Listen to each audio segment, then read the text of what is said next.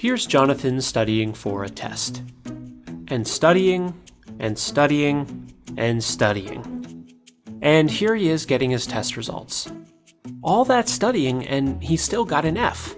Why? The thing is, there's no one right way to study. Some methods might work great for one person and not at all for others. Everybody learns differently. In order to find a study method that's best for you, it's important to know your learning style. The four most popular learning styles are visual, auditory, reading-writing, and kinesthetic, or hands-on. For most people, one of these methods will work best, but it's also possible for a combination of different styles to be effective. To discover your learning style, you can complete an online assessment. There's a wide variety of them available, consisting of multiple choice questions. However, you can also observe yourself and your previous learning experiences to get an idea of how you learn best. Let's circle back to Jonathan. When he's in class and his teacher is lecturing, he gets distracted pretty easily. Words tend to go in one ear and out the other. But when his teacher starts using visuals, Jonathan finds it easier to focus and understand the material. So he might be a visual learner. Now think about your history. How have you enjoyed learning in the past? Do you prefer watching over listening? Do you enjoy reading instead? Or maybe you learn best by doing, with hands-on experience. If none of these seem to grab you, give them each a try and see which one you tend to drift towards.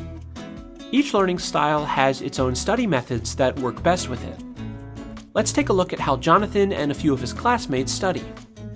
As a visual learner, Jonathan finds it helpful to color code his notes. He finds it helps him to organize information and internalize it better. He also creates diagrams while studying, finding that they help him to better understand certain structures and ideas. Jonathan watches videos too, finding them helpful for extra information. Ruby is more of an auditory learner. She likes to study in a group and discuss the material with others. Sometimes she'll read her notes out loud because it helps her to hear what she's studying. In some classes, Ruby will record the lecture, with her teacher's permission of course, so that she can go back and listen to it later. Terrell finds that he learns best by reading and writing. He takes substantial notes during class and reads over them often. When he's trying to memorize something, he'll often write it out.